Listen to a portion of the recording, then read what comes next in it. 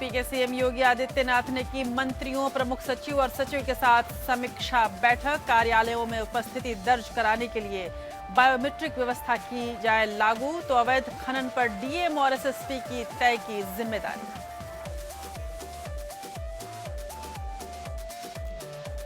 CM Adityanath Yogi ने किसानों को सीधे लाभ पहुंचाने के लिए सभी सहकारी समितियों को पुनर्जीवित करने के दिए निर्देश। तो इलाहाबाद, मेरठ, आगरा, गोरखपुर और झांसी में मेट्रो के लिए डीपीआर तैयार करने पर दिया जोर। हर तरफ योगी इफेक्ट, योगी के साथ साथ मंत्री भी दिखे एक्शन में। तेजाब से घायल पीड़िता से सीएम ने की मुलाकात, सरकारी खर्चे पर इलाज का किया ऐलान। सीएम के एक्शन के बाद पुलिस ने 2 आरोपियों को किया तुरंत गिरफ्तार। उधर सिद्धार्थनाथ सिंह ने हॉस्पिटल का किया मुआयना, तो श्रीकांत शर्मा ने दफ्तर में लगाई झाड़ू।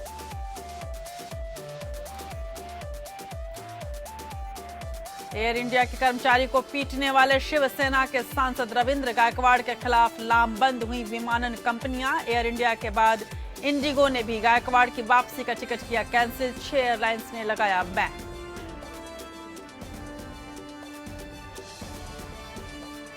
सजा याफ्ता नेताओं के ताउम्र चुनाव लड़ने पर पाबंदी लगाने की मांग पर सुप्रीम कोर्ट ने केंद्र को भेजा नोटिस। 7 दिन में मांगा जवाब। मामले की अगली सुनवाई 18 अप्रैल को। अनुराग ठाकुर की क्या हो सकती है बीसीसीआई में वापसी, सुप्रीम कोर्ट ने दूर की भ्रम की स्थिति। कहा राज्य क्रिकेट संघों में 9 साल बिता चुके पदाधिकारी बीसीसीआई में भी 9 साल तक बने रह सकते हैं पदाधिकारी।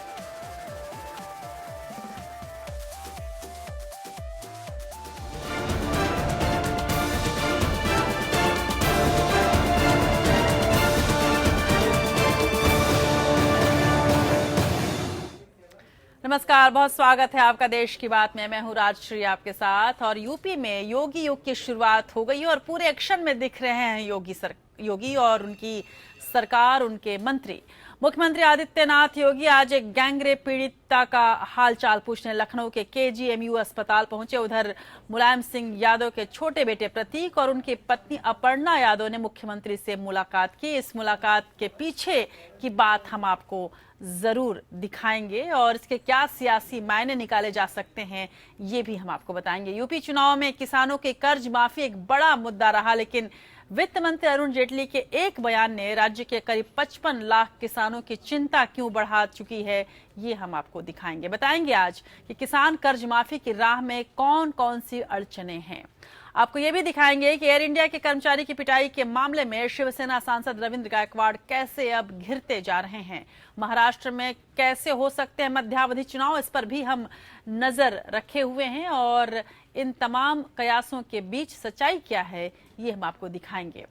उत्तर प्रदेश और उत्तराखंड में शिक्षकों की मुश्किलें कैसे बढ़ रही हैं ये आपको बताएंगे और क्यों बना गुजरात चुनाव मोदी की नाक का सवाल ये भी दिखाएंगे। और जारी है ईवीएम की गूंज, संसद और कोर्ट में अब क्या कुछ नया हुआ है ये हम आपको बताएंगे। अनुराग ठाकुर की बीसीसीआई के अध्यक्ष के तौर पर क्या फिर से वापसी हो सकती है, ऐसा क्यों हम कह रहे हैं ये आप हमारी खबरों में जरूर देख सकेंगे। दलाई लामा की तवांग यात्रा से क्यों चीन बौखलाया हुआ है और क्यों उसने कहा है कि ऐसे 14-15 दलाई लामा वो खड़ा कर सकता है, ये हम आपको दिखाएंगे। साथ ही बात करेंगे इतिहास की और आज बात होगी बॉलीवुड के कुछ मार्मिक दृश्यों की जो कि टीबी यानी कि जो टीबी की बीमारी होती है उसके आधार पर गढ़ी गई हैं। आज वर्ल्ड ट्यूबरकुलोसिस डे है, इसके उपलक्ष्य में हम जरूर ये आपको दिखाएंगे कि ये रोग किस तरह से आज भी महासंक्रमण का रूप लिए हुए है और भारत में इसकी क्या स्थिति है और बॉलीवुड में कैसे इस रोग को चित्रित किया गया है। तो चलिए शुरू करते हैं देश की बात के इस नए सफर को।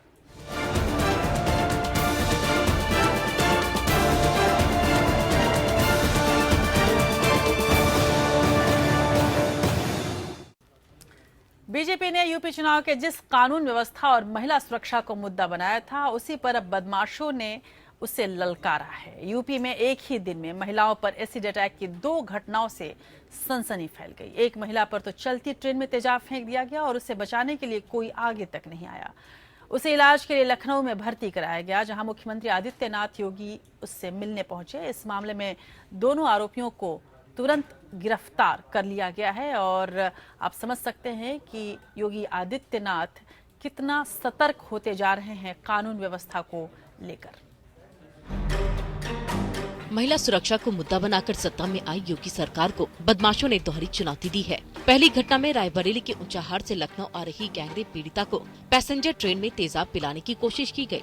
विरोध करने पर बदमाशों ने उसके चेहरे पर एसिड फेंक दिया। आरोपी उसे लगातार धमकियां दे रहा था, लेकिन पुलिस ने उसे सुरक्षा मुहैया नहीं कराई। इससे पहले भी गैंगरेप पीड़िता पर तेजाबी हमला हो चुका है।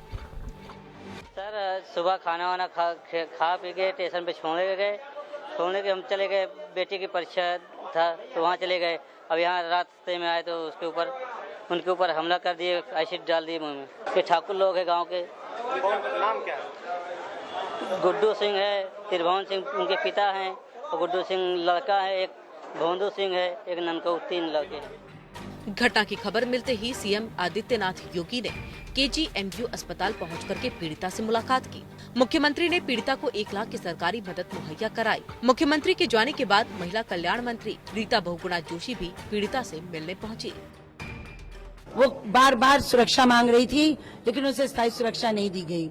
उसके बाद 3 बार एसिड का अटैक हो चुका है, और इस बार तो आपने देखा कि उसको पिला दिया गया एसिड। मुख्यमंत्री जी ने ये निर्देश दिया है कि तत्काल मुजरिमों को पकड़ा जाए, और इस प्रकार का दुस्साहस करने की हिम्मत किसी की ना हो, ऐसा पुलिस को कार्रवाई करनी चाहिए। गैंगरेप के आरोपियों को ये रास नहीं आ रहा था कि पीड़ित महिला और उसका परिवार उसके खिलाफ आवाज उठा रहा है। ट्रेन में हुई घटना के बाद पुलिस ने नामजद आरोपियों में से एक को गिरफ्तार कर लिया है, तो वहीं दूसरे की तलाश जारी है। दूसरी घटना मथुरा की है, जहां मगोरा थाना क्षेत्र में छेड़छाड़ का विरोध करने पर दबंगों ने छात्रा पर तेजाब फेंक दिया। ये 3 लड़के आए रात में करीब 3 बजे करीब, दादी के साथ सो रही थी छत में 3 में, तो उन्होंने आके जबरन मुदाब लिया है और जबरन इसको अपहरण करने की कोशिश करी है, छेड़खानी की है। और या के बाद इस बच्ची ने फिर इसका एक का हाथ काट लिया है उसका, और फिर इसने हल्ला मचा दिया है।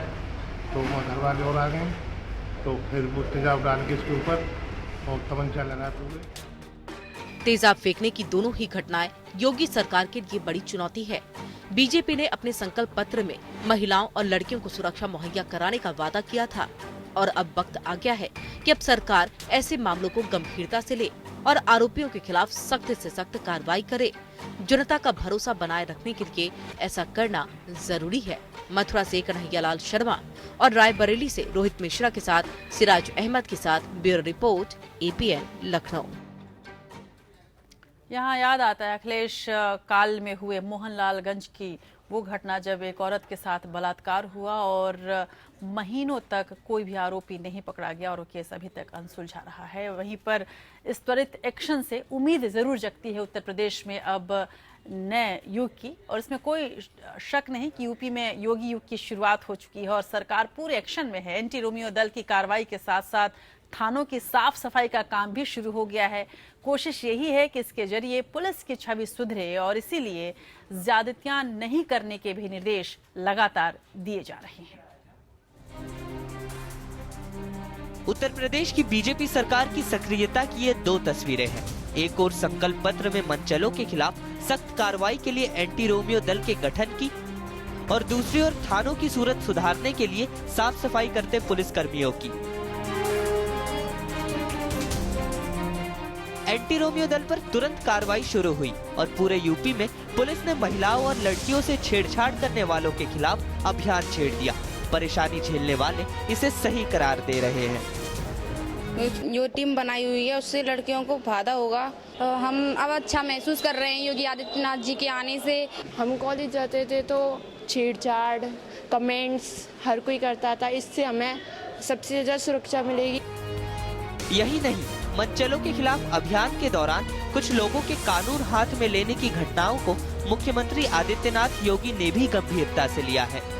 मॉरल पुलिसिंग के नाम पर लोगों को तंग करने वालों के खिलाफ सख्ती से निपटने के निर्देश दिए गए हैं।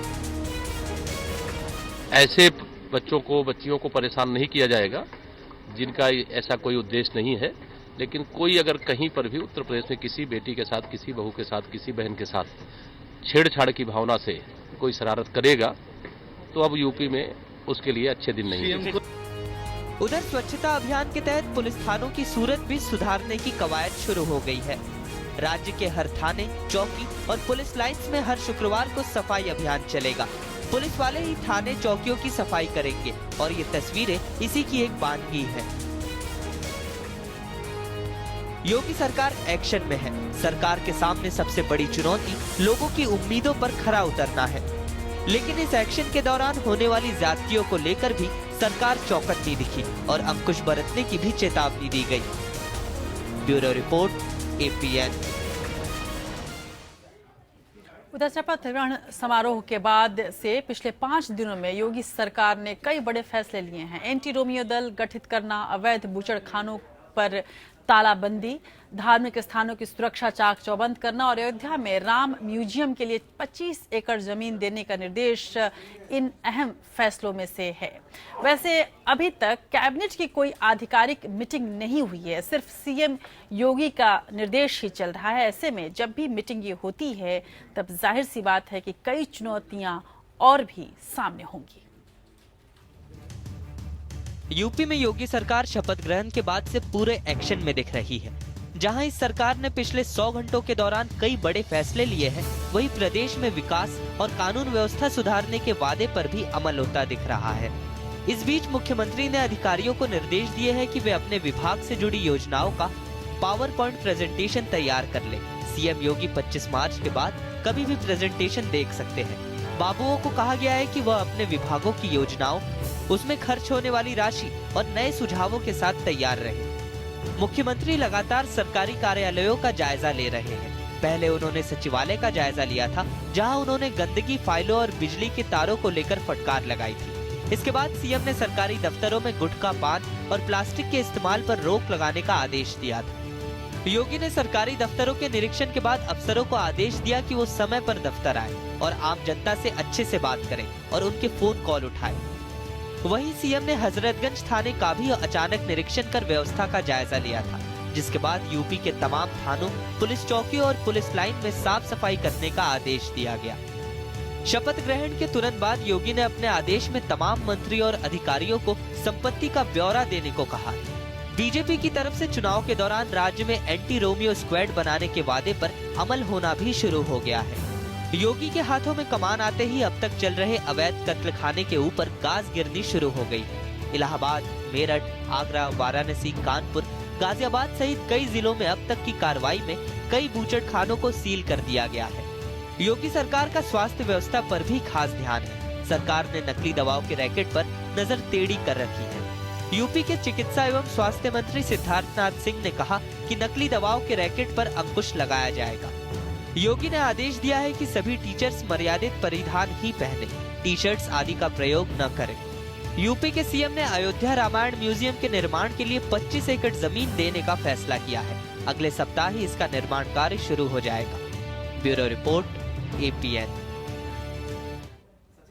इस बीच मुख्यमंत्री आदित्यनाथ योगी ने अपने वर्तमान कार्यभार प्रभार से समन्वय विभाग को मंत्री स्वामी प्रसाद मौर्य को अतिरिक्त कार्य प्रभार के रूप में आवंटित कर दिया है, जबकि स्वामी प्रसाद मौर्य के वर्तमान कार्य प्रभार से नगरीय रोजगार एवं गरीबी उन्मूलन विभाग को हटाकर मंत्री सुरेश खन्ना को अतिरिक्त कार्य प्रभार के रूप में आवंटित कर दिया है।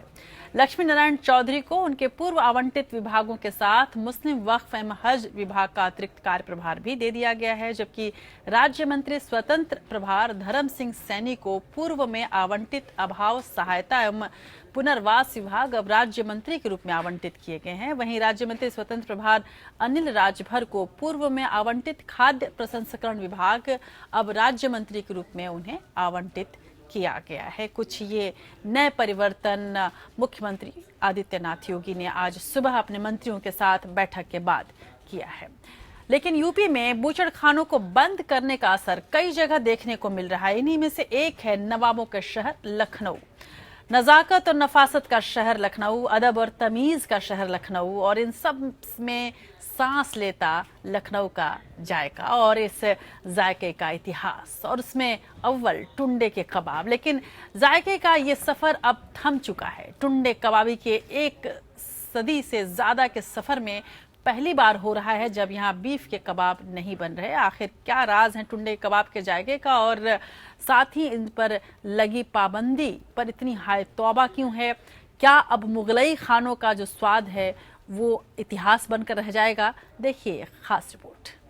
लखनऊ का टुंडे कबाब, इसका जायका जिसकी भी जबान पर चढ़ा वो इस जायके का मुरीद हो गया। क्या आम और क्या खास, सभी इस कबाब के दीवाने हैं। लेकिन टुंडे कबाब की दीवानगी का राज क्या है और क्या वजह है कि टुंडे कबाब बीफ के ही बन सकते हैं? इसमें जो हमारे पास खास बात ये है कि जो इसकी मात्रा है मसाला डालने की, वो हम लोगों को मालूम है। वो उसी हिसाब से हम मसाला डालते हैं, उसी हिसाब से बनाते हैं, इसलिए इसकी खासियत जो है वो बेहतरीन होती है। इसमें जो जायका है वो और दूसरे किसी गोश्त में नहीं आ पाता। अब इधर हाल में गवर्नमेंट एक ब्लैंकेट बैन लगा रही है बफलो के ऊपर, तो ये मेरे ख्याल से एक ज़्यादती है और इतनी ज़्यादती एकदम से मुनासिब नहीं है। जायके के सफर के थमने से टुंडे कबाब के शौकीनों का निराश होना लाजमी है। तो साथ में उनका ये भी कहना है कि सरकार को इसकी वैकल्पिक व्यवस्था करनी चाहिए। भाई लाइसेंस तो अब ये पूछिए जाके, लाइसेंस तो उन लोगों के पास पुराने हैं लेकिन रिन्यूअल नहीं किए गए। तो अब सरकार आई है तो उसके जो कायदे कानून है वो अपने बात करें, बातचीत से। हमको जो अल्लाह ताला ने काम दिया है वो हम कर रहे हैं। हमें काम खाने का दिया, पकाने का, लोगों को खिलाने का खिला रहे हैं। कल मैंने टीवी पे देखा कि ये दुकानें बंद हो रही हैं, मीट वगैरह बंद हो रहा है, तो बड़ा अफसोस हुआ।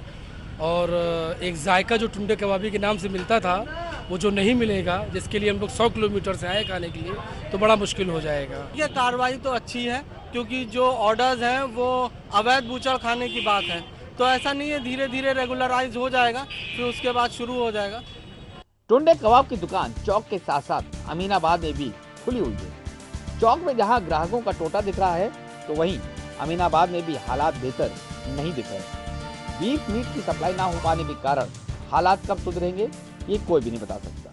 तो ये था सफर टुंडे कबाबी का पिछले 117 साल का, और बताया जाता है कि 117 सालों में ये टुंडे कबाबी अगर बंद हुआ है तो घर में किसी दिक्कत वजह से बंद हुआ, लेकिन ये पहली मर्तबा हुआ है जब टुंडे कबाबी को माल नहीं मिला, उनको दुकान बंद करनी पड़ी क्योंकि बड़े का गोश्त नहीं था। लेकिन उसके बाद इन्होंने मेन्यू बदल लिया है, अब चिकन और मटन का कबाब वो बेच रहे हैं। लेकिन फिर भी उनका कहना है कि जायका जा चुका है, यानी कि नज़ाकत और नफासत के शहर लखनऊ में अब जायका नहीं रहा। कैमरामैन गिरीश के साथ खुर्रम निजामी, APN लखनऊ। यूं राजनीति में न तो कोई पारंपरिक दोस्त होता है और न ही दुश्मन। कहा जाता है कि सियासत में वक्त और स्थितियों के हिसाब से दोस्त और दुश्मन बदलते रहते हैं। विधानसभा चुनाव में बीजेपी उम्मीदवार रीता बहुगुणा जोशी से करारी शिकस्त खाने वाली मुलायम की छोटी पुत्रवधू अपर्णा यादव मुख्यमंत्री आदित्यनाथ योगी से आज मिलने पहुंची, तो सियासत के गलियारे में इसकी चर्चा शुरू हो गई कि क्या अब अपर्णा और उनके पति प्रतीक यादव नई राह तलाश रहे हैं? देखिए खास रिपोर्ट। कभी प्रधानमंत्री मोदी की तारीफ कर सुर्खियों में आई अपर्णा यादव एक बार फिर से चर्चा में है। समाजवादी पार्टी के संस्थापक मुलायम सिंह यादव की छोटी पुत्रवधू अपर्णा यादव ने अपने पति और मुलायम के छोटे पुत्र प्रतीक यादव के साथ यूपी के मुख्यमंत्री आदित्यनाथ योगी से मुलाकात की। इस मुलाकात को यूं तो एक महज शिष्टाचार भेंट बताया गया, लेकिन सियासत का दस्तूर है कि यहाँ कुछ भी यूं ही नहीं होता।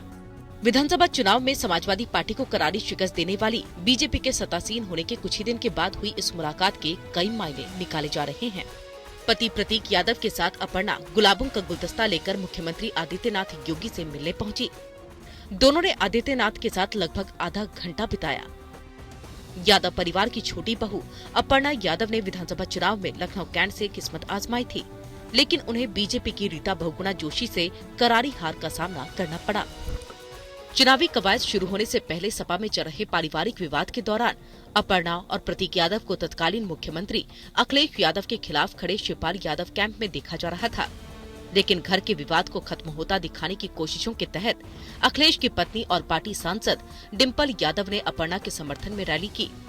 वैसे ये कोई पहला मौका नहीं है जब अपर्णा यादव को बीजेपी से मेलजोल बढ़ाते देखा गया हो। इससे पहले उन्होंने सार्वजनिक तौर पर प्रधानमंत्री नरेंद्र मोदी की तारीफ की थी। अपर्णा ने उनके साथ एक सेल्फी भी खींची थी। Bureau report, APN। The CM Yogi से मिलने वालों में सिर्फ अपर्णा और प्रतीक ही नहीं थे, बल्कि बीएसपी के कद्दावर नेता और माया सरकार में ऊर्जा मंत्री रहे रामवीर उपाध्याय भी योगी से मिलने वीवीआईपी गेस्ट हाउस पहुंचे। रामवीर उपाध्याय की गिनती सतीश चंद्र मिश्र के बाद बीएसपी में दूसरे नंबर के ब्राह्मण नेता के तौर पर होती है, लिहाजा सियासी हलकों में इस मुलाकात को लेकर भी कयास लगाए जाने लगे। हालांकि रामवीर उपाध्याय ने कहा कि वो हाल में विधानसभा चुनाव प्रचार के दौरान अपने बेटे पर हुए हमले के सिलसिले में मुलाकात करने गए थे, लेकिन इन मुलाकातों से राजनीति की एक नई दिशा जरूर तय हो सकती है, कम से कम इन तीनों नेताओं के लिए ऐसा कहा जा सकता है।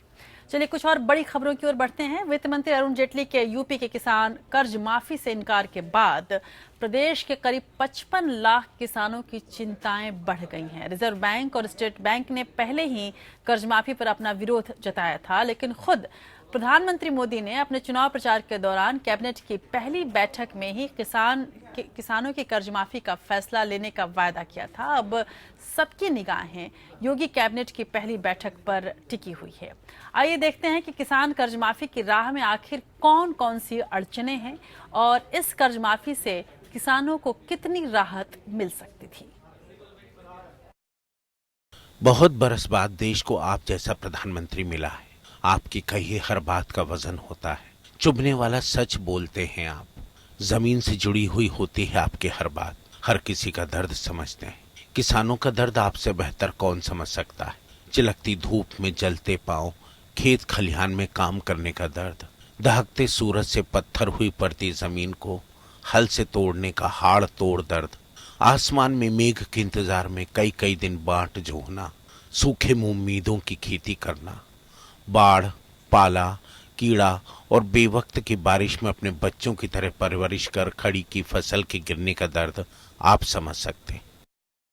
आप समझ सकते हैं कि एक फसल की बर्बादी से टल जाता है जवान हो रही बेटी का ब्याह कई बरस, बीच बीच में बीज, खाद, दवाई और बीमारी आरामी का खर्च जुटाने में कर्ज चढ़ जाता है। आप जानते हैं पुराना पैसा बाकी होने पर बैंकों के दरवाजे बंद हो जाते हैं, तब सूदखोर महाजन की देहरी पर पगड़ी रखनी पड़ती है। उसकी झिड़की, उसकी घुड़की सुनकर भी आंसुओं को आंखों में रोक के रखना पड़ता है। फिर भी कभी कभी इंद्रदेव का दिल नहीं पसीजता, बूंद बूंद पानी को तरस जाती है जमीन। जैसे तैसे लड़ते मरते रात रात भर पहरेदारी करने पर फसल खड़ी होती। जब फसल लाद कर गाड़ी गांव से मंडी की ओर चलती तो बेटी की विदाई जैसा मन हो जाता। गम और खुशी के मिले जुले आंसू, लेकिन मंडी में लागत के बराबर भी उसका दाम नहीं मिलता। आढ़तिये फसल खरीदने के बजाय भरे बाजार में जैसे इंसानियत की बोली लगाते हैं। प्रधानमंत्री जी, कुदरत की मार और बेमुरव्वत बाजार गुजारे लायक पैसा भी जोड़ने नहीं देता। कर्ज अदायगी तो दूर की बात है, होते होते दूसरों के खेतों में भी किसान नंगे बदन, तपती धूप, बरसते मेघ और ठिठुरती ठंड में भी जी तोड़ मेहनत मजूरी करने को मजबूर हो जाता है। लेकिन वित्त मंत्री जी को ये दर्द नहीं समझ में आता। उन्हें गरीब किसानों और बड़े बड़े कारोबारियों में कोई फर्क नजर नहीं आता।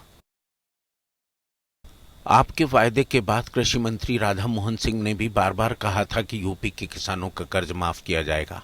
इसके बावजूद रिजर्व बैंक के काला अफसर ने हाल ही में किसानों की कर्ज माफी पर ऐतराज जताया था। स्टेट बैंक के प्रमुख अरुंधति भट्टाचार्य ने भी इसे साख के अनुशासन के खिलाफ बताया था। करोड़ों अरबों का कर्ज लेकर खा जाने वाले उद्योगपतियों के नाम राष्ट्रहित के आड़ में सुप्रीम कोर्ट को भी बताने में आपकी सरकार नानुकुर करती है, लेकिन किसान की इज्जत नीलाम कर दी जाती है। ऐसा नहीं कि कर्ज माफी पहले कभी नहीं हुई। किसानों के लिए 1990 में 6,000 करोड़ रुपए और 2012 में 52,500 करोड़ रुपए की कर्ज माफी की गई थी। किसानों ने तो अपना दुखड़ा बताया था। वादा आपने किया था प्रधानमंत्री जी।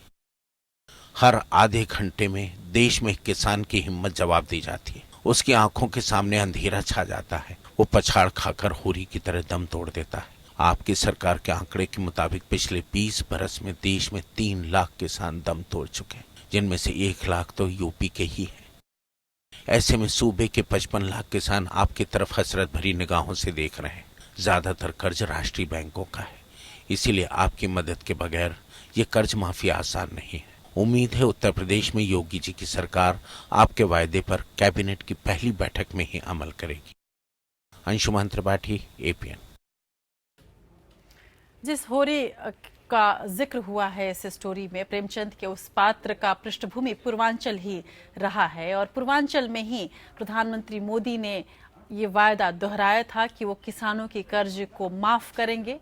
उत्तर प्रदेश में जैसे ही बीजेपी की सरकार बनेगी, पूर्वांचल से ही अब मुख्यमंत्री हैं, ऐसे में जाहिर सी बात है कि किसानों को उम्मीद और ज्यादा है कि सरकार यानी राज्य सरकार और केंद्र सरकार दोनों ही उनकी सुनेंगे और इस पर कोई न कोई बड़ा फैसला लेंगे और जो कि उनके लिए खुशियों भरा फैसला हो सकता है। लेकिन अभी तक वित्त मंत्री के ऐलान के बाद उनकी चिंता कम नहीं हुई। ऐसे में जरूरी है कि मुख्यमंत्री आदित्यनाथ योगी और प्रधानमंत्री नरेंद्र मोदी इस पर जरूर कोई स्पष्ट निर्देश दें और निर्णय लें। दूसरी खबर की ओर बढ़ते हैं। एयर इंडिया कर्मचारी के साथ बदसलूकी करने वाले शिवसेना सांसद रविंद्र गायकवाड़ की मुश्किलें बढ़ती जा रही हैं। फेडरेशन ऑफ इंडियन एयरलाइंस ने आरोपी सांसद को ब्लैकलिस्ट कर दिया है। गायकवाड़ एयर इंडिया की ब्लैकलिस्ट में शामिल होने वाले पहले व्यक्ति हैं। हालांकि गायकवाड़ ने इसके खिलाफ पुलिस में शिकायत दर्ज की है।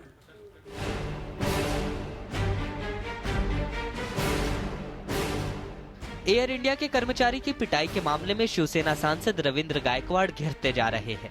जहां साथी सांसदों ने उनकी इस हरकत को शर्मनाक बताया है, तो वहीं निजी क्षेत्र की कई एयरलाइंस कंपनियों ने शिवसेना सांसद रविंद्र गायकवाड़ के विमान में सफर करने पर रोक लगा दी है।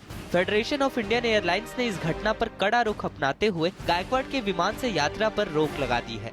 इस विमानन एजेंसी में jet Airways, Indigo, spice jet और गो एयर शामिल है।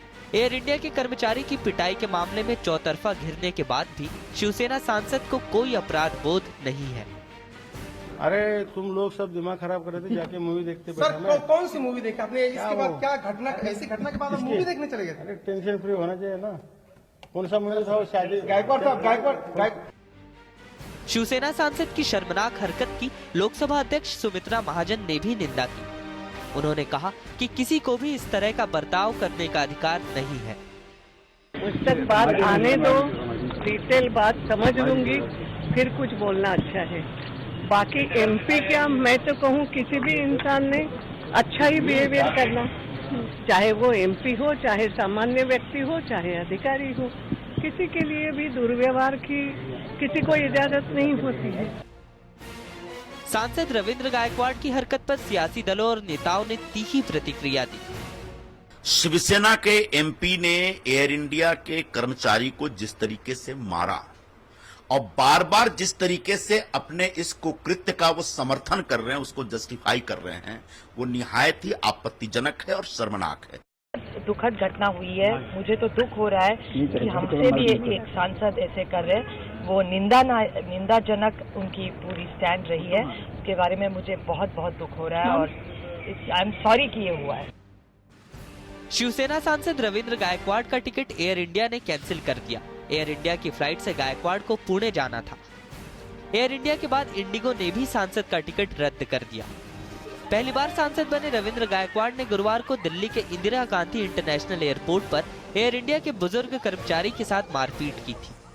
यही नहीं, सांसद महोदय को अपनी गलती का पछतावा तो दूर, उल्टे उन्होंने अपनी गुंडागर्दी का जमकर बखान किया।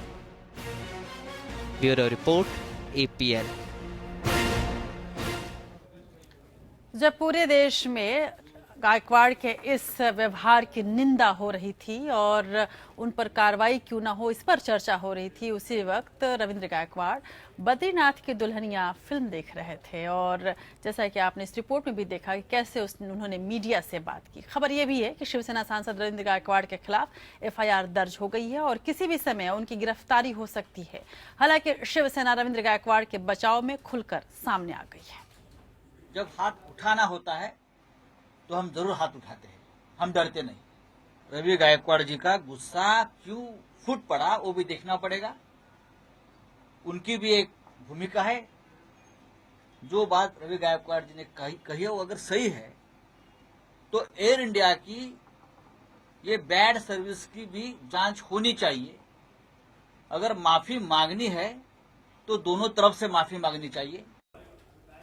आपको ये भी बता दें कि रविंद्र गायकवाड़ वो ही सांसद हैं जिन्होंने पिछले साल रमजान के दौरान दिल्ली में महाराष्ट्र सदन के एक मुस्लिम कर्मचारी के मुंह में जबरन रोटी ठूस दी थी और तब भी ऐसा ही बवाल मचा था। वैसे माननीयों की गुंडागर्दी का ये पहला मामला नहीं है। इससे पहले भी अपने रुतबे का धौंस दिखाकर नेताओं के सरकारी या प्राइवेट अधिकारियों और कर्मचारियों से मारपीट के तमाम मामले सामने आते रहे हैं। इन्हीं मामलों पर एक रिपोर्ट देखिए। भारत जैसे देश में नेता होना एक रुतबे से कम नहीं, और अगर वो नेता सांसद बन जाए तो कहना क्या। आइए एक नजर डालते हैं ऐसी कुछ घटनाओं पर जहां सांसदों और नेताओं ने मारपीट की।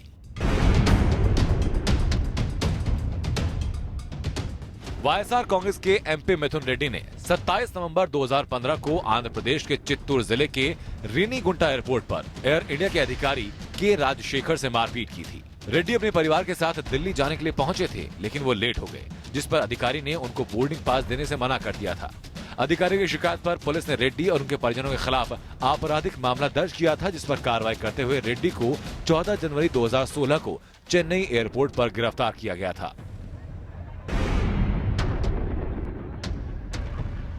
अक्टूबर 2012 में एक टोल बूथ पर कर्मचारियों से भिड़ने और बंदूक हवा में लहराने के मामले में पूर्व कांग्रेस नेता और बीजेपी सांसद विट्ठल लडारिया का नाम सामने आया। उनकी हरकत सीसीटीवी कैमरे में रिकॉर्ड हो गई थी। उस वक्त वो कांग्रेस के सांसद थे। इस घटना के लिए उनके खिलाफ मामला भी दर्ज किया गया। टोल प्लाजा मैनेजर की ओर से दर्ज कराई गई शिकायत के मुताबिक सांसद के ड्राइवर ने टोल प्लाजा कर्मचारी से कहा था कि एमपी खुद गाड़ी में है, इसलिए वो 80 रुपए टैक्स नहीं चुकाएंगे।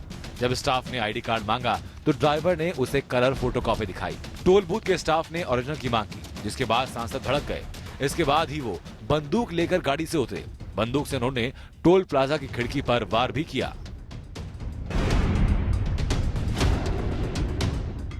एनसीपी के दबंग सांसद उदयन राजे भोसले पर सतारा के लुणंद गांव के पास सोना अलाइज कंपनी के अधिकारी राजकुमार जैन से मारपीट करने और फिरौती मांगने का मामला दर्ज हुआ। भोसले ने जैन को बातचीत के लिए सतारा के रेस्ट हाउस बुलाया था। उनका कहना था कि कंपनी उनके संगठन के कामगारों को काम नहीं देती। जैन ने थाने में शिकायत दर्ज कराई थी कि रेस्ट हाउस में सांसद और उसके साथियों ने उनसे मारपीट की और उनके रुपए छीन लिए। पुलिस मामला दर्ज कर जांच कर रही है। ये घटना इसी साल मार्च की है। उत्तर प्रदेश की राजधानी लखनऊ में गाड़ी खड़ा करने को लेकर हुए विवाद में समाजवादी नेता फाकिर सिद्दीकी और उनके भतीजे शेखू अपने पड़ोसी के घर में घुस गए, उनसे मारपीट की और पिस्तौल दिखाकर जान से मारने की धमकी दी। पंजाब में मोगा के अस्पताल में अकाली दल के नेता परमजीत सिंह ने पिछले साल दिसंबर में एक गर्भवती नर्स को इसलिए थप्पड़ मारा कि उसने उस नेता को थोड़ा इंतजार करने को कहा था। परमजीत किसी मरीज को भर्ती कराने के लिए आए थे। नेता ने थप्पड़ इतना जोरदार मारा कि वो नर्स जमीन पर गिर पड़ी। परमजीत सिंह और उसके बेटे गुरजीत के नर्स से बदसलूकी और मारपीट की घटना अस्पताल के सीसीटीवी कैमरे में कैद हो गई। शिकायत पर पुलिस ने दोनों के खिलाफ मामला दर्ज किया था। अमित यादव, एपीएन। और अब महाराष्ट्र के अंदर की सियासत की बात कर लेते हैं, जहां सरकार में बीजेपी और शिवसेना का भले ही गठबंधन हो, लेकिन दोनों पार्टियों के बीच काफी वक्त से तलखी जारी है और वो किसी से छुपी भी नहीं है। शिवसेना काफी वक्त से बीजेपी और पीएम नरेंद्र मोदी पर हमलावर रही है, लेकिन बीजेपी ने अभी तक बेहद सधी हुई प्रतिक्रिया ही दी थी। हालांकि अब ऐसा आगे भी जारी रहने की उम्मीद कम है। इस बात के संकेत मिलने लगे हैं और बीजेपी जल्द ही अपने दशकों पुराने सहयोगी से रिश्ते खत्म कर सकती है। ये बात हम किस बिना पे कह रहे हैं, देखिए इस रिपोर्ट में। बीजेपी और शिवसेना के बीच बढ़ती तलखी क्या महाराष्ट्र को मध्यावधि चुनावों की ओर धकेल रही है? क्या बीजेपी और शिवसेना के रिश्तों का असर महाराष्ट्र की सियासत पर पड़ने वाला है? मराठा राजनीति में इस नए रुख का खुलासा बीजेपी की कोर कमेटी की बैठक के बाद हुआ। सीएम देवेंद्र फडणवीस की अध्यक्षता में हुई इस बैठक में शिवसेना की तरफ से प्रदेश सरकार के फैसलों पर लगातार किए जा रहे हमले के मुद्दे पर चर्चा की गई। खबरों के मुताबिक इस बैठक में पार्टी के सामने दो विकल्प उभर कर सामने आए। पहला ये कि मध्यावधि चुनाव किया जाए और दूसरा ये कि कांग्रेस और एनसीपी के विधायकों को किसी तरह अपने पाले में किया जाए। 288 सदस्यों वाली महाराष्ट्र विधानसभा में बीजेपी के पास 122 सदस्य हैं। बहुमत के आंकड़े से उसके पास 23 विधायक कम हैं, लेकिन पार्टी का दावा है कि उसके पास छोटी पार्टियों और निर्दलियों को मिला करके 13 और विधायकों का समर्थन हासिल है। ऐसे में सरकार को सदन में अपना बहुमत साबित करने के लिए महज 10 विधायकों की जरूरत होगी। अगर किसी तरह बीजेपी के पाले में इतने विधायक आ जाते हैं तो उसे शिवसेना के 63 विधायकों का समर्थन लेने की जरूरत नहीं होगी। हाल में हुई बीजेपी की इस बैठक में कोई ठोस नतीजा तो नहीं निकला, लेकिन इस बात पर सहमति जरूर बन गई कि शिवसेना के बर्ताव पर नजर रखी जाए। बीजेपी ये भी देखेगी कि क्या शिवसेना किसानों की कर्ज माफी के नाम पर विपक्ष की ओर से आयोजित राज्यव्यापी यात्रा में शामिल होती है या नहीं। ये यात्रा कांग्रेस और एनसीपी की ओर से निकाली जा रही है, जो 29 मार्च को विदर्भ के चंद्रपुर से कोंकण के बांदा तक निकाली जाएगी। Bureau report, APN। और इस बीच महाराष्ट्र के करीब 4,500 रेजिडेंट डॉक्टर्स अपनी हड़ताल खत्म करके काम पर लौट आए हैं। इसी के साथ 5 दिनों से चली आ रही हड़ताल खत्म हो गई। बम्बई हाईकोर्ट के आदेश के बाद इंडियन मेडिकल एसोसिएशन ने पिछले 4 दिनों से जारी हड़ताल को वापस लेने की घोषणा कर दी। बॉम्बे हाईकोर्ट की चेतावनी के बाद Maharashtra association of resident doctors यानी कि MARD ने कोर्ट में हलफनामा दायर किया। MARD के वकील ने कोर्ट को भरोसा दिलाया कि शनिवार सुबह 8 बजे तक सभी डॉक्टर काम पर वापस लौट आएंगे। इससे पहले बॉम्बे हाई कोर्ट ने सख्त रुख अपनाते हुए डॉक्टरों से तुरंत ड्यूटी पर वापस लौटने को कहा था। बॉम्बे हाई कोर्ट के आदेश के बाद इंडियन मेडिकल एसोसिएशन ने हड़ताल वापस लिया। मेरे हिसाब से इतना अच्छा कोर्ट का वर्डिक्ट था, उसका क्या कहते हैं डिसरिस्पेक्ट करके कोर्ट की इस पे रिस्पेक्ट देना चाहिए। आ जाएंगे तो बेहतर रहेगा। कोर्ट ने कहा कि MARD हलफनामे में ये लिख कर दें कि अगर महाराष्ट्र सरकार वापस न लौटने वाले डॉक्टरों पर कोई कार्रवाई करती है तो उन्हें उससे कोई आपत्ति नहीं होगी। सुनवाई के दौरान BMC के वकील ने बताया कि डॉक्टरों की हड़ताल के कारण मुंबई के अस्पतालों में 135 मरीजों की मौत हो चुकी है। डॉक्टरों पर लगातार हो रहे हमलों के विरोध में महाराष्ट्र के करीब 4,500 रेजिडेंट डॉक्टर सामूहिक छुट्टी पर चले गए थे। महाराष्ट्र के CM देवेंद्र फडणवीस ने डॉक्टरों की सुरक्षा का आश्वासन दिया है, जिसके बाद डॉक्टरों ने हड़ताल खत्म करने का फैसला किया। Bureau report, APN। गुजरात की बात कर लेते हैं। आज सुबह प्रधानमंत्री ने अपने आवास 7 लोक कल्याण मार्ग पर गुजरात के बीजेपी सांसदों के साथ नाश्ता किया। इस दौरान आने वाले गुजरात विधानसभा चुनावों के लिए प्रधानमंत्री ने सांसदों को सफलता का मंत्र बताया। गुजरात में इस साल के अंत तक विधानसभा चुनाव होने वाले हैं। यूपी चुनाव के तुरंत बाद इस महीने 7 और 8 मार्च को प्रधानमंत्री 2 दिन के लिए गुजरात के दौरे पर रहे, जिसे गुजरात के चुनावी साल में बीजेपी की ओर से चुनावी बुगुल के तौर पर देखा जा रहा था।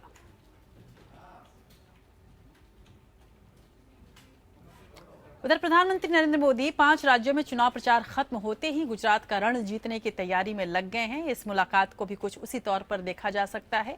मोदी और बीजेपी के लिए गुजरात विधानसभा चुनाव इस बार नाक का सवाल बन गया है। समझा जा रहा है कि केंद्र सरकार यूपी उत्तराखंड में प्रचंड जीत को भुनाने के लिए दिसंबर के बजाय जुलाई से सितंबर के बीच में ही गुजरात में चुनाव करा सकती है। और प्रधानमंत्री मोदी और अमित शाह दोनों के लिए ही गुजरात गढ़ है और गढ़ में पताका फहराए रहना उनके लिए बेहद जरूरी भी है। प्रधानमंत्री की अखंड भारत के चक्रवर्ती सम्राट बनने की यात्रा की शुरुआत यहीं से हुई थी। यहीं आडवाणी की रथ यात्रा के सारथी बने थे नरेंद्र मोदी। प्रधानमंत्री बनने के बाद नरेंद्र मोदी ने गुजरात की 11वीं बार यात्रा की, लेकिन वे पहली बार सोमनाथ गए और उन्होंने लंबी पूजा की। इससे पहले वो 2 बार सौराष्ट्र गए थे, लेकिन सोमनाथ नहीं गए। लोकसभा चुनाव की तैयारी से पहले फरवरी 2014 में मोदी अंतिम बार सोमनाथ गए थे।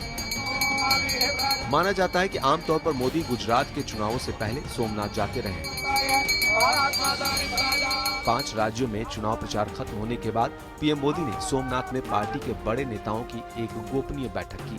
बैठक इतनी गोपनीय थी कि मोबाइल फोन तक बाहर रख दिए गए। गुजरात के सांसदों के साथ पीएम की चाय नाश्ते पर बैठक को इसी कड़ी में देखा जा रहा है।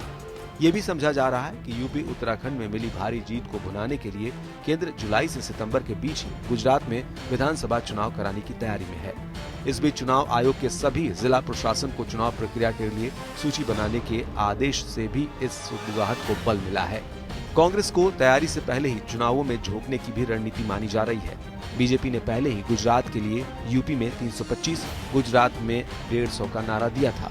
यूपी में 312 हासिल करने के बाद 182 सीटों वाली गुजरात विधानसभा में 150 सीटें लाने का संकल्प लिया गया है, लेकिन ये संकल्प पूरा करना बहुत आसान नहीं है।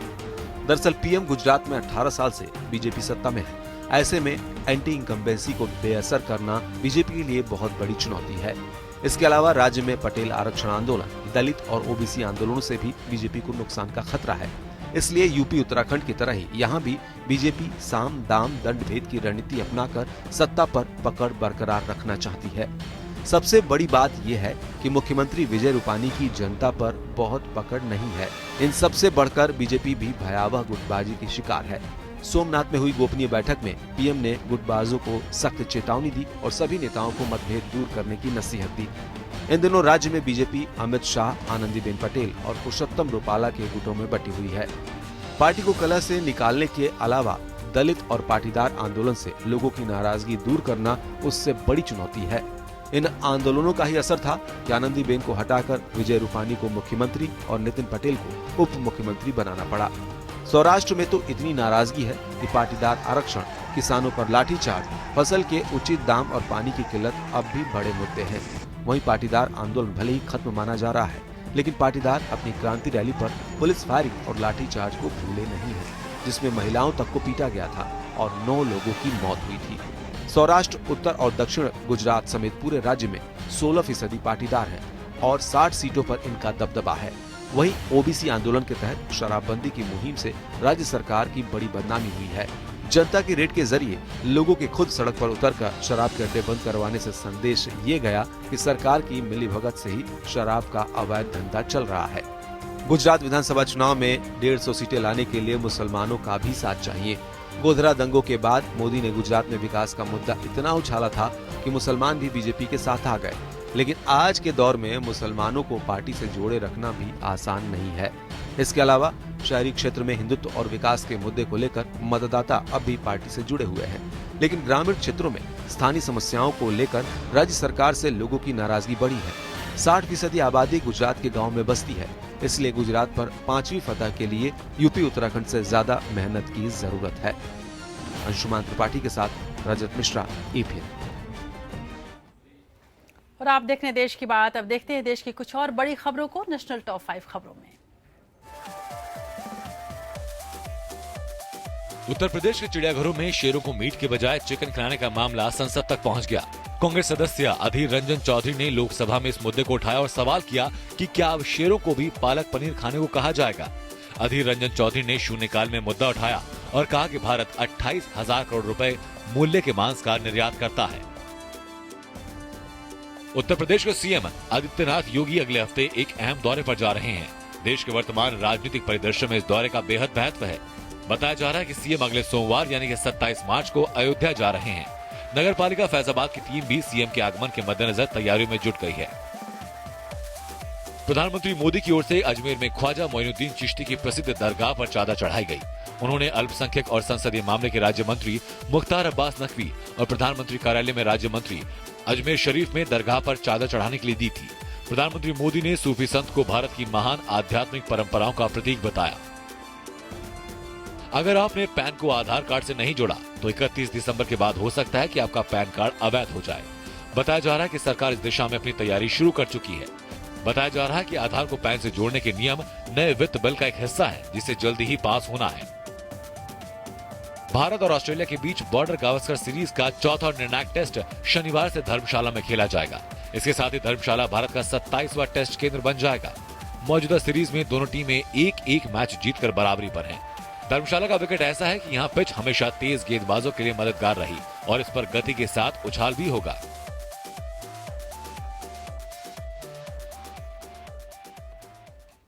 आप देख रहे हैं देश की बात। हम आपको ये जरूर बता दें कि यदि आप भी APN से जुड़ना चाहते हैं, आप पत्रकारिता की दुनिया में आना चाहते हैं, तो आपको अब कुछ ज्यादा नहीं करना है, बल्कि हमारे सोशल मीडिया लिंक को बस फॉलो करना है। हमारा ट्विटर अकाउंट है APN न्यूज इंडिया, आप इसे फॉलो करें और DM यानी कि डायरेक्ट मैसेज के द्वारा आप अपनी वीडियो, अपनी स्टोरी, अपनी प्रतिक्रिया हम तक भेज सकते हैं आप हमारे ट्विटर अकाउंट पर। और हमारा व्हाट्सएप नंबर है 9643106027। आप इस पर भी अपने वीडियोस हम तक पहुंचा सकते हैं। हमारा फेसबुक पेज है APN न्यूज इंडिया, इसे आप लाइक कर सकते हैं और अपनी प्रतिक्रिया हम तक आप यहाँ पर भेज सकते हैं। हमारा कांटेक्ट है ईमेल आईडी के द्वारा। यदि आप हमारे साथ कांटेक्ट करना चाहते हैं, हमारे साथ जुड़ना चाहते हैं, तो हमारा ईमेल आईडी है contact@apnlive.com। ईवीएम में छेड़छाड़ को लेकर देश की सर्वोच्च अदालत और देश की संसद में बहस जारी है। एक जनहित याचिका की सुनवाई करते हुए सुप्रीम कोर्ट ने चुनाव आयोग को नोटिस जारी करते हुए 4 हफ्तों में जवाब मांगा है। अदालत ने 5 राज्यों में हुए चुनाव के मद्देनजर ईवीएम में गड़बड़ी की जांच सीबीआई से कराने से इनकार कर दिया है। वहीं राज्यसभा में विपक्ष ने चुनाव सुधार पर बहस के दौरान ईवीएम में गड़बड़ी का मामला जोर शोर से उठाया। लगभग 6 घंटे इस पर बातचीत हुई। कांग्रेस ने चुनौती दी कि वो यूपी उत्तराखंड में मतपत्र से दोबारा वोटिंग करने के लिए पंजाब में भी दोबारा चुनाव कराने को तैयार है। केंद्र सरकार ने जवाब देते हुए कहा कि अगर ईवीएम जिताए तो ठीक और अगर हराए तो खराब बताई जा रही है। ईवीएम में गड़बड़ी को लेकर गैर बीजेपी दल अब भी केंद्र सरकार पर हमलावर हैं। तो वहीं सुप्रीम कोर्ट में भी इस मामले पर एक जनहित याचिका दायर की गई है। इस याचिका में ईवीएम में गड़बड़ी के मामले में अज्ञात लोगों के खिलाफ मामला दर्ज कर सीबीआई से जांच कराने की मांग की गई, जिसे अदालत ने ये कहकर ठुकरा दिया कि इसकी कोई जरूरत नहीं। अदालत ने इस मामले में चुनाव आयोग को नोटिस जारी कर 4 हफ्तों में सफाई मांगी है। याचिका में कहा गया कि ईवीएम में कई खामियां हैं। इन मशीनों से निष्पक्ष चुनाव और परिणाम नहीं आ सकते। ऐसे में ईवीएम की अमेरिकन विशेषज्ञों से जांच कराई जानी चाहिए। अभी उत्तराखंड और उत्तर प्रदेश में जो इलेक्शन हुए, ये इनका जो रिजल्ट है वो गले के नीचे उतरने वाला नहीं है। और ईवीएम मशीन की इसके अंदर बड़ी ही महत्वपूर्ण भूमिका रही है, क्योंकि आज यहाँ कोई भी ये वेरीफाई नहीं कर सकता कि जो वोट डाले थे पब्लिक ने वो आखिर किसको डाले थे। रीवेरिफिकेशन हो ही नहीं सकता। इन सारी चीजों को देखने के बाद जब हमने सारे डाटा चेक किए, टेक्निकल रिपोर्ट के साथ में हमने अपनी पिटीशन फाइल की।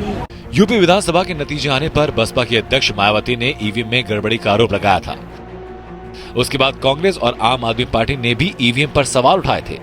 राज्यसभा में भी चुनाव सुधार के मुद्दे पर बहस के दौरान ईवीएम में गड़बड़ी पर विपक्ष ने सरकार को कटघरे में खड़ा करने की कोशिश की। जब सत्ता पक्ष ने पंजाब में जीत को लेकर कांग्रेस को घेरा, तो कांग्रेस के सदन में नेता गुलाम नबी आजाद ने कहा कि वो यूपी उत्तराखंड के साथ पंजाब में भी मतपत्र से दोबारा चुनाव कराने को तैयार है। उन्होंने कहा कि आयोग ने 3 साल में सरकार को 12 पत्र लिखकर फंड मांगा है, ताकि ईवीएम के साथ पेपर ट्रेल लगाया जा सके। प्रधानमंत्री को भी समन में लिखा गया, लेकिन न तो सुप्रीम कोर्ट और न ही आयोग को कोई जवाब मिला। सभा सांसद रामगोपाल यादव ने बताया कि मेरठ में 20 जगह मशीन के साथ पेपर ट्रेल लगाए गए थे, जिसमें 16 जगह सपा आगे रही, 2 जगह भाजपा और 2 जगह बसपा है। पोस्टल बैलेट की गिनती में भी सपा को अधिक वोट मिले हैं। उन्होंने सत्ता पक्ष की ओर इशारा करते हुए कहा कि ऐसे में आप पर संदेह है। जेडीयू नेता शरद यादव ने मायावती की शंका उठाते हुए कहा कि ऐसे में कमेटी बनाकर मामले की जांच कराई जानी चाहिए। तो वहीं बीएसपी सांसद सतीश मिश्रा ने तो सदन में लाल कृष्ण आडवाणी की भूमिका वाली जीवीएल नरसिम्हा राव की किताब सदन में पेश की और उसके हवाले से बताया कि ईवीएम पर खुद बीजेपी को संदेह रहा है। एनसीपी ने भी ईवीएम के साथ पेपर ट्रेल को अनिवार्य करने की मांग की है। केंद्र सरकार ने बहस का जवाब देते हुए ईवीएम की वजह से बूथ कैप्चरिंग गायब हो चुकी है। ईवीएम के आने के बाद चुनाव प्रक्रिया में पारदर्शिता आई है। ईवीएम में गड़बड़ी पर कानून मंत्री रविशंकर प्रसाद ने सदन को बताया कि ईवीएम के निर्माण का जिम्मा देश की ही 2 कंपनियों के पास है। प्रसाद के मुताबिक ईवीएम एक स्वतंत्र मशीन है और कंप्यूटर इसमें कोई छेड़छाड़ नहीं कर सकता, लेकिन विपक्ष है कि मानता नहीं। बहरहाल विपक्षी दल किसी भी कीमत पर नहीं चाहते कि गुजरात समेत अन्य राज्यों में होने वाले चुनाव में ईवीएम का इस्तेमाल हो।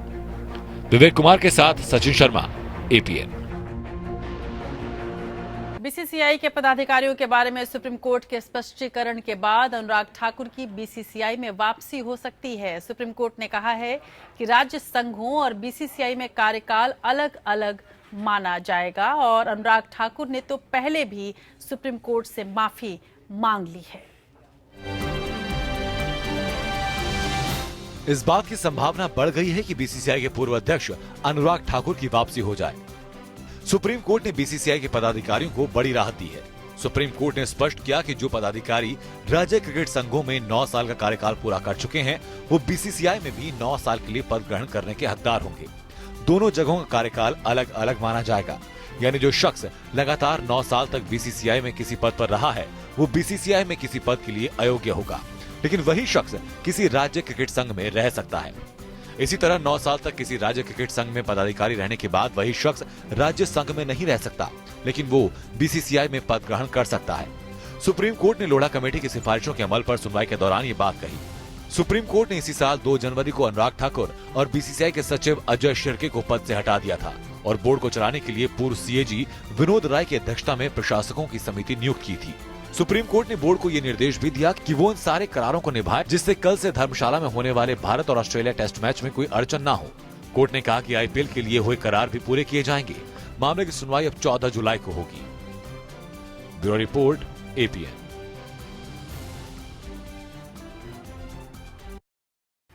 लीगल टॉप 5 खबरें देखते हैं ताकि अदालत की कुछ और खबरों पर नजर डाल सकें। ताज कॉरिडोर घोटाले की जांच में उपलब्ध सबूतों के आधार पर पूर्व मुख्यमंत्री मायावती के खिलाफ नए सिरे से सीबीआई जांच की मांग वाली याचिका पर सुप्रीम कोर्ट में सुनवाई 4 हफ्ते के लिए टल गई है। कोर्ट ने याचिकाकर्ता को 4 हफ्ते में जवाब दाखिल करने को कहा है। 2002 में तत्कालीन मुख्यमंत्री मायावती ने ताज की खूबसूरती बढ़ाने के नाम पर 175 करोड़ रुपए की परियोजनाएं शुरू की थी। आरोप लगा कि पर्यावरण मंत्रालय से हरी झंडी मिले बगैर ही सरकारी खजाने से 17 करोड़ रुपए जारी भी कर दिए गए थे। गंगा नदी में हो रहे प्रदूषण के खिलाफ याचिका पर इलाहाबाद हाईकोर्ट ने उत्तर प्रदेश प्रदूषण नियंत्रण बोर्ड को आदेश दिया है कि वह वाराणसी में 129 उद्योगों को कारण बताओ नोटिस जारी करे। कोर्ट ने प्रदूषण नियंत्रण बोर्ड और जल निगम से हलफनामा भी मांगा है। दोनों एजेंसियों को यह हलफनामा 13 अप्रैल तक देना है। जस्टिस दिलीप गुप्ता और जस्टिस यशवंत वर्मा की खंडपीठ ने प्रदेश के 26 जिलों के सीवेज ट्रीटमेंट प्लांट की स्थिति की जानकारी न दिए जाने पर नाराजगी जताई है। गोरखपुर में 2007 में हुए सांप्रदायिक दंगे के मामले में सीबीआई या स्वतंत्र एजेंसी से जांच की मांग की याचिका पर इलाहाबाद हाईकोर्ट का फैसला सुरक्षित रख लिया है। इस मामले में सीएम आदित्यनाथ योगी के खिलाफ एफआईआर दर्ज है। 2012 में सुप्रीम कोर्ट से एसएलपी खारिज हो चुकी है। वहीं सीबीसीआईडी मामले की जांच कर रही है। ये याचिका याचिकाकर्ता परवेज परवाज और असद हयात ने दाखिल की है। दाखिल याचिका पर सुनवाई करते हुए इलाहाबाद हाईकोर्ट के जस्टिस रमेश सिन्हा की अध्यक्षता वाली डिवीजन बेंच ने फैसला सुरक्षित रखा। आसाराम यौन उत्पीड़न मामले से जुड़े गवाहों में से एक के बाद एक हो रही हत्या और उन पर हो रहे हमले को लेकर सुप्रीम कोर्ट ने चिंता जताई है। कोर्ट ने हरियाणा और उत्तर प्रदेश सरकार को निर्देश दिया है कि इस मामले से जुड़े गवाहों और पीड़ित परिवारों को सुरक्षा मुहैया कराई जाए। अब इस मामले की सुनवाई 6 हफ्ते बाद होगी।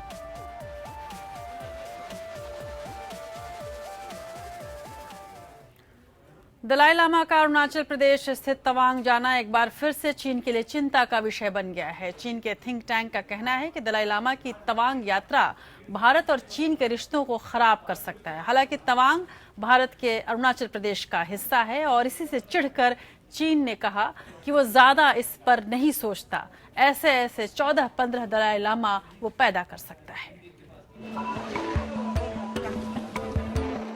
आध्यात्मिक बौद्ध धर्मगुरु दलाई लामा की तवांग यात्रा से चीन सहम गया है। दरअसल चीन दलाई लामा के उत्तराधिकारी को लेकर के काफी डरा हुआ है। उसका मानना है कि ये उत्तराधिकारी वो खुद तय करना चाहता है। चीन के थिंक टैंक लियांग जियांगमिन ने साफ तौर पर कहा कि चीन दलाई लामा की जगह किसी अन्य उत्तराधिकारी को तिब्बत से लाना चाहता है।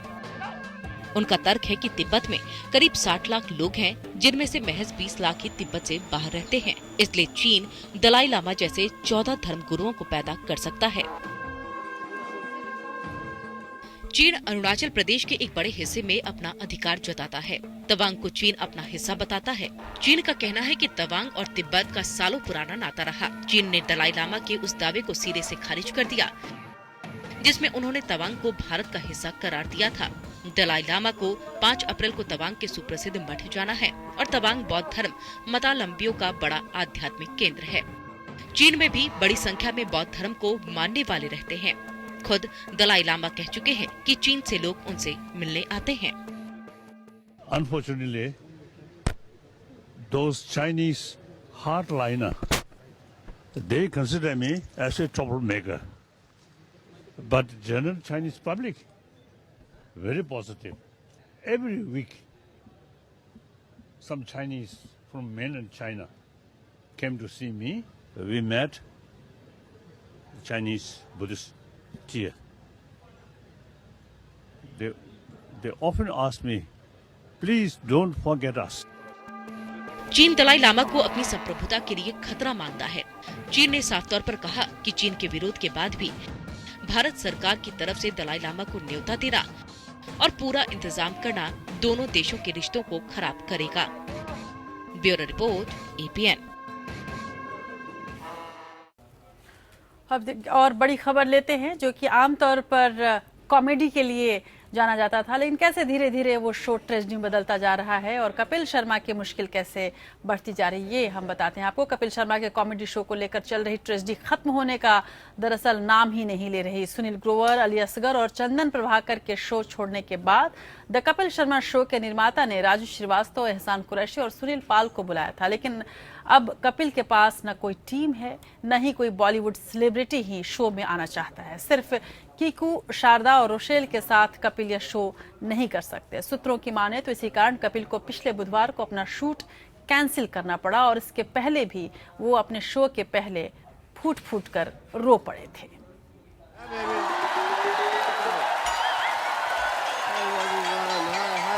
किस्मत का साथ छूट जाए तो बड़े बड़ों को अर्श से फर्श पर आते देर नहीं लगती। कुछ ऐसा ही हुआ है द कपिल शर्मा शो के कप्पू यानी कि कपिल के साथ। डॉक्टर मशहूर कुलाटी यानी सुनील ग्रोवर के समर्थन में आते हुए शो के दूसरे मेंबर्स ने शूटिंग से इनकार कर दिया। नानी यानी कि अली असगर और चाय वाले यानी कि चंद्र प्रभाकर के इनकार के बाद अब कपिल शर्मा की उम्मीदें दूसरे कॉमेडियन पर टिकी हैं। Self made oxygen. Sunil Grover के साथ लड़ाई के बाद अब कपिल के शो की डूबती नैया को सहारा देने की जिम्मेदारी उठाई है राजू श्रीवास्तव, एहसान कुरैशी और सुनील पाल ने। ऐसा इसलिए हुआ क्योंकि कपिल शर्मा के शो पर कोई सेलिब्रिटी शूटिंग के लिए पहुंचा ही नहीं और कपिल को ना चाहकर भी शूटिंग कैंसिल करनी पड़ी। ऑस्ट्रेलिया से वापस लौटते समय फ्लाइट में सुनील ग्रोवर से हुई कहासुनी के बाद से कपिल के सितारे गर्दिश में हैं। कपिल राजू श्रीवास्तव, एहसान कुरैशी और सुनील पाल के सहारे अब उस कमी की भरपाई में लगे हैं जिसने उन्हें शोहरत की बुलंदियों पर पहुंचाया। उनको तो मैंने समझाया ना। Bureau report, APN। ये कैसा सवाल पूछा है इन्होंने? सवाल मैंने नहीं पूछा, लेकिन बॉलीवुड के बादशाह, कोलकाता नाइट राइडर्स के मालिक और अभिनेता शाहरुख खान की मुश्किलें बढ़ती जा रही हैं। प्रवर्तन निदेशालय ने शाहरुख खान के साथ उनकी पत्नी गौरी खान और अभिनेत्री जूही चावला को नोटिस भेजा है। इन्हें शेयर बेचने में फेमा प्रावधानों के उल्लंघन के मामले में नोटिस दिया गया है। KKR के मालिक शाहरुख खान, जूही चावला और उनके पति जय मेहता पर टीम के शेयर ट्रांसफर के डील के दौरान अपनी टीम के शेयर की कीमत कम बताकर फेमा नियमों के उल्लंघन का शक है। ईडी का मानना है कि KKR ने 2008 में मॉरिशस की एक कंपनी को अपने शेयर बेचे थे। इस डील में KKR के शेयरों की कीमत कम दिखाई गई थी। गौरतलब है कि शाहरुख खान इस वक्त अपनी घुटने की चोट से भी लड़ रहे हैं। और देश की बात में अब बात करते हैं आज के दिन के इतिहास की।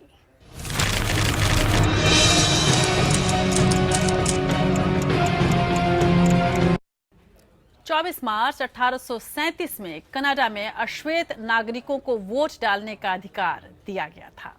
24 मार्च 1855 में तत्कालीन कोलकाता से दिल्ली के बीच पहली बार टेलीग्राफ से लंबी दूरी का संदेश भेजा गया।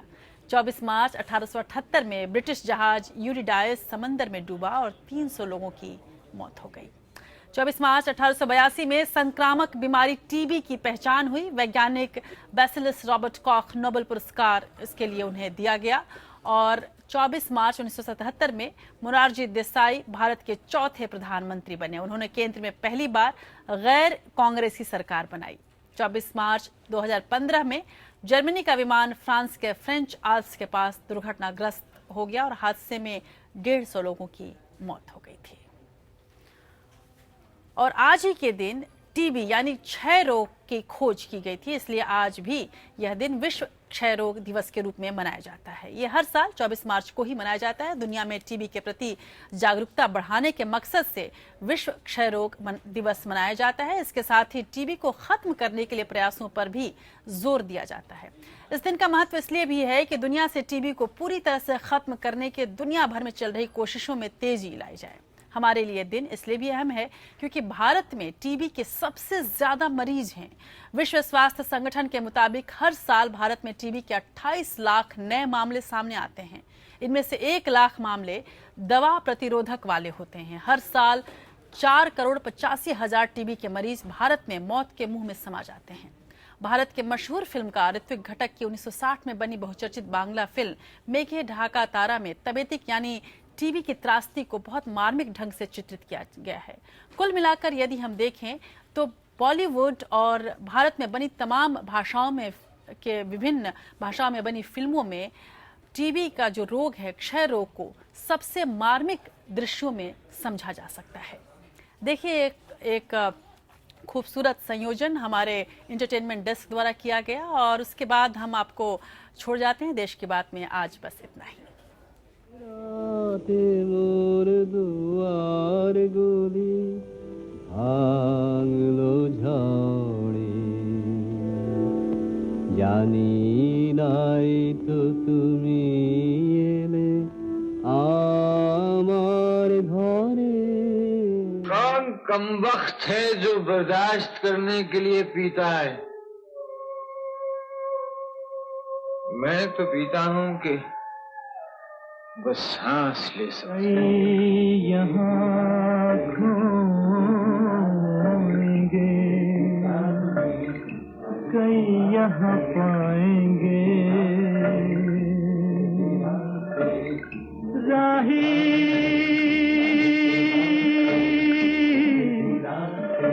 कई अभी